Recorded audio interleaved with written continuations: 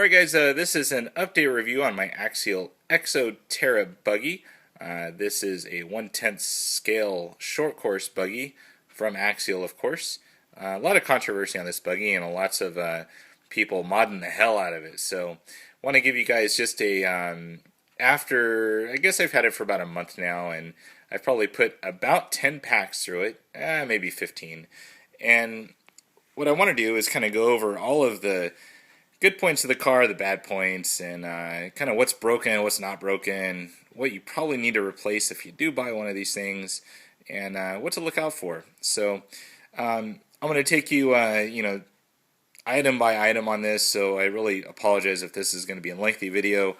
I don't like to talk too long on these things, but I want to give you guys just some insight on this nice little buggy here. So overall, this thing is performed very well. I've tuned it slightly, the suspension, I had a nosedive issue, and a few other things, and I'll go over those in the video here. But want to say definitely up front, buy it. This thing is really cool. I like working on it. I like watching it run out there. It is definitely predictable. It's very agile, and it definitely has some get up and go if you power it correctly. So I'll take you guys through step by step on some of the things that I've had issues with and what to kind of look out for. So you'll be seeing a few upgrades on this thing that I have done, and we'll kind of go over those slightly in detail. I have other videos on that as well. So the first thing I want to point out is the front bumper that Axial designed, which initially I thought was horrible because of my nosedive issue that I had initially with this vehicle. But after messing with this truck, I like the front skid plate. Of course, you see I have the STRC one mounted up there, but what I really like is the fact that this piece right here moves. It allows the front bumper right here to have give and take, and it hasn't broken, which is great. I've had some other vehicles where that's the first thing to go is that front skid plate. So, especially when you're getting a vehicle all set and tuned and dialing up the suspension and all that good stuff. So, definitely like this piece. Hasn't broken, and it's definitely done its purpose. It's buckled when it needed to buckle, and you bend it back, and everything's good. So, plastic is good there. Front A-arms, rear A-arms, never broken one. Great, nice pliable plastic. It has some flex to it, which is great. All in all, I've had really very minimal plastic issues on this truck. As you see, I'm running the Proline shocks. I have the tuning kit for the springs. I've kind of bumped up the oils, so I believe I am running 45 in the front. I'm sorry, 50 in the front, 45 in the rear. With just the stock pistons, nothing special. And I am running the stiffest springs available in the tuning kit. So, not sure the colors because I'm colorblind. But as you see there, focus. There we go. So, running those colors right there. I think the top little one, there it is right there. So, whatever color that is, that's what I'm running. Preload, still it's preloaded a little bit. Same thing with the rear. STRC up on the front. I think it's definitely important to put aluminum where you need it. Also the front shock tower there. And then the chassis brace, which has been pretty flawless from STRC, of course. Other than that, the underside of the chassis, definitely with the nosedive issue that I did have, there is some wear on the front part right there, which is expected for a aluminum chassis. You'll have a little bit of wear there, so kind of still working with that a little bit.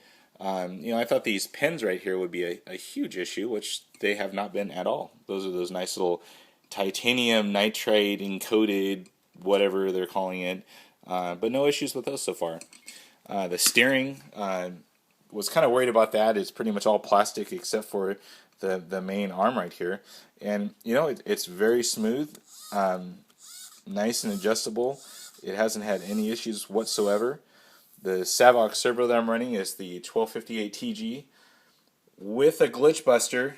Very important to point out anytime you're running a Savox servo, and this might be in coordination with the Spectrum receiver I'm running, but you got to run one of these.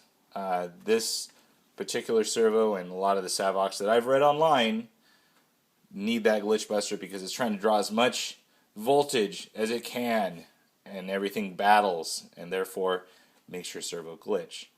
I'm running a aluminum horn. This actually came off of a Hyper 9E, so it came stock with a Hyper 9E, and it nicely fit onto my Savox servo, which is a Futaba splined horn. Going into the Pro 4 here, solid motor. I'm running a 14-tooth Novak pinion. This is a 5mm shaft, 32 pitch gears, 14-tooth. I think I already said that. No issues with the motor mount. I thought I was going to be buying new motor mounts, but it has been fine.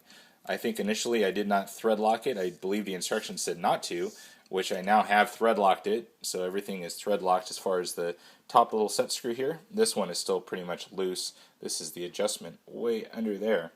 Going on to the Mama Max Pro, have a few issues with that. The biggest issue is the sensor wire coming unplugged, which I'm going to be working on that here very, very soon.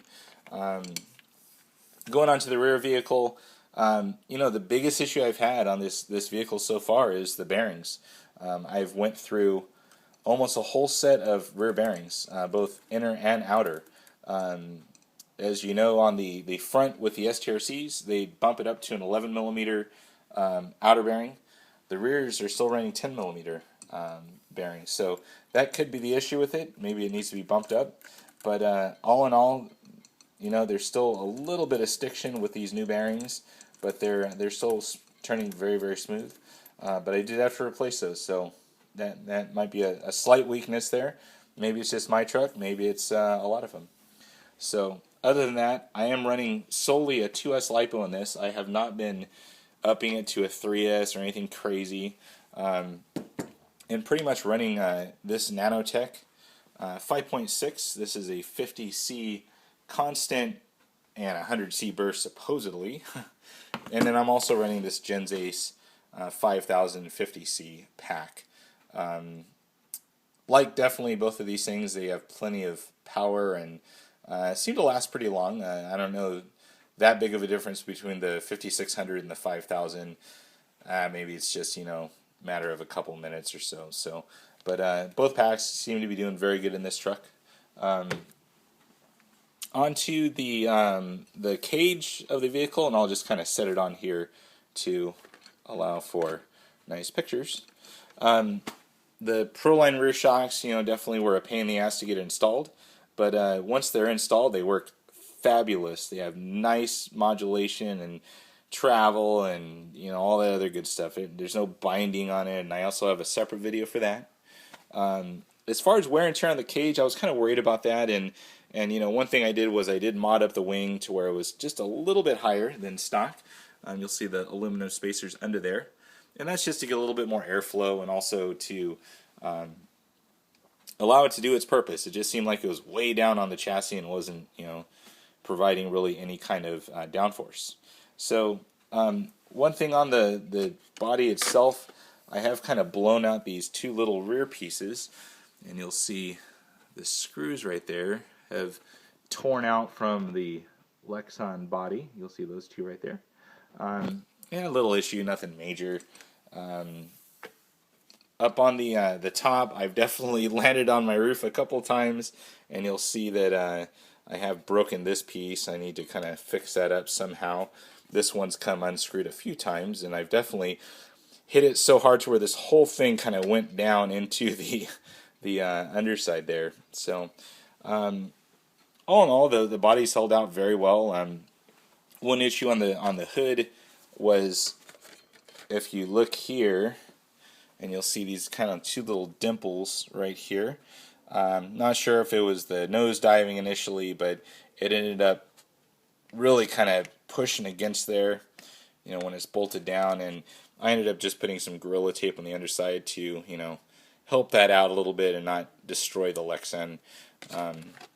But all in all, that's primarily it. Stock tires, I still got them. I don't run them too often, only because the places where I'm running, it doesn't have that great of traction. I run them mostly in the street. But I have been running these AKA City Blocks. Great wheel and tire combination. These are just the pre-mounts. And they're the severely offset ones. You know, these were from another vehicle. I think they're a 22 millimeter offset. But anyways, that's those. And then I've been pretty much exclusively running those, what are they, the suburbs from Proline for the track that I go to that's all clay. So that's it for all the setup and issues I've been having. Nothing major at all. Nothing's really broke on this besides the bearings. That's the only thing I really had to run out and go buy to fix on this thing. Everything else has been running very, very nicely. So that is my after about 15 pack review. Any questions, definitely throw them on down below. If you like this whole video series, let me know and subscribe to my channel. I would definitely appreciate it. And if you have any information that I'm missing, definitely post it and let me know if I am missing something. So that's it for now.